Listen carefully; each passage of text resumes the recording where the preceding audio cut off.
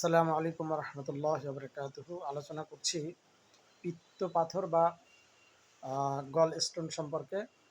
এটা হলো এক ধরনের কঠিন দানার মতো পাথর বা পিত্তথলিতে যেটা তৈরি হয়। এবং পিত্তথলি হলো যকৃতের নিচে থাকা একটি ছোট্ট থলি, যেখানে পিত্তরস জমা থাকে। পিত্তরস খাবার হজমে সাহায্য করে, বিশেষভাবে বিশেষ করে চর্বি ভাঙতে সাহায্য করে। আমাদের খাদ্য আমরা যা খাই এটা হজমে সহযোগিতা করে। পিত্তপাথর কেন হয় এটা সম্পর্কে একটু আলোচনা করে নিতে হয়। এরপরে এর প্রতিষেধক হিসেবে আলোচনা করব। পিত্তপাথর সাধারণত পিত্তরসের রাসায়নিক ভারসাম্য নষ্ট হলে তৈরি হয়। প্রধান কারণগুলো হলো পিত্তরসে অতিরিক্ত কোলেস্টেরল বা যকৃৎ থেকে যেই কোলেস্টেরল নিঃসৃত হয় তা নিঃসরণে পিত্তরসে জমে পাথর তৈরি করে। বিরুলিবিনের পরিমাণ বেড়ে গেলে পাথর হতে পারে, এবং যেমন লিভার সিরোসিস, সংক্রমণ ইত্যাদি। যখন আমাদের শরীরে বিরুলিবিন যখন বেড়ে যায়, যা পাথর গঠনে সহায়তা করে। পিত্তথলি কিভাবে, পিত্তথলি যখনই আমাদের খালি না হওয়া, এটার দিকে পিত্তথলি যদি সম্পূর্ণ খালি হয়ে যায় তবে সেখানে পিত্ত জমে পাথর তৈরি হতে পারে। এই জন্য তাছাড়া স্থূলতা অর্থাৎ অতিরিক্ত ওজন বাড়া, তারপরে অতিরিক্ত ক্যালসিয়াম খাওয়া, ক্যালসিয়াম ট্যাবলেট, স্টেরয়েড জাতীয় খাবার যদি আমরা খাই তাহলেও এই পিত্তথলিতে পাথর হইতে পারে। অতিরিক্ত চর্বিযুক্ত খাবার, ভাজাভুজি খাবার, আঁশযুক্ত খাবার এবং বিচি জাতীয় খাবার, এগুলো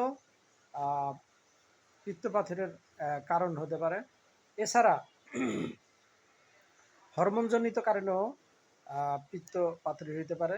জেনেটিকভাবেও অর্থাৎ বংশানুক্রমে যদি বাবা, দাদা, নানা, মা, নানি তাদের কারো এরকমভাবে পিত্তথলিতে পাথর হয় তাহলেও এরকম হইতে পারে, পাথর হইতে পারে। এছাড়া কিছু খাবার জিনিসের ব্যাপারে সতর্ক থাকতে হয়। যখন আমরা ভাত খাই তখন দেখবো ছোট্ট ছোট্ট ছোট্ট ছোট্ট পাথর, এগুলা আমাদের খানার সাথে যদি আমরা খেয়ে থাকি, ভাতের সাথে যদি আমরা খেয়ে থাকি তাহলে দেখা যাবে যে এটা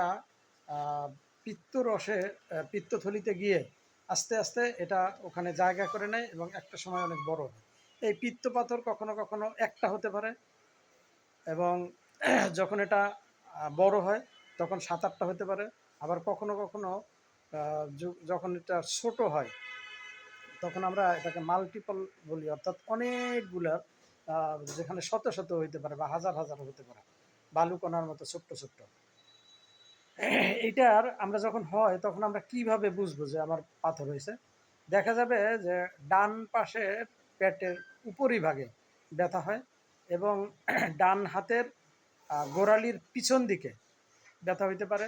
বমি বমি ভাব হওয়া বা বমি হওয়া, হজমে অস্বস্তি হওয়া, বিশেষ করে তৈলযুক্ত খাবার খেলে জন্ডিস বা চোখ হলুদ হয়ে যাওয়া ইত্যাদি ইত্যাদি।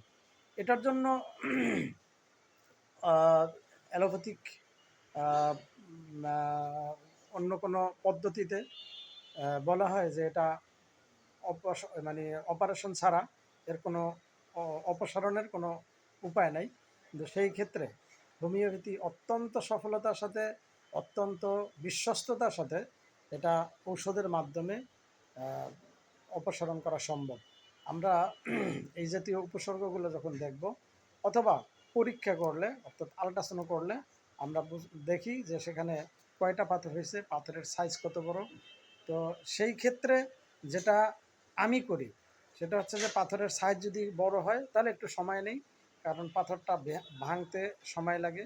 এই ভাঙ্গার ক্ষেত্রে পাথর যত বড় হয় তত সময় একটু বেশি লাগে। আর যদি পাথরের সাইজ একেবারেই ছোট হয় তাহলে সেটা খুব অল্প সময়ের মধ্যে 1 মাস 15 দিন বা 1-1.5 মাসের মধ্যে এই পাথর অপসারণ করা সম্ভব। যে সকলে সুস্থ থাকবেন, ভালো থাকবেন, সচেতন হবেন। আসসালামু আলাইকুম।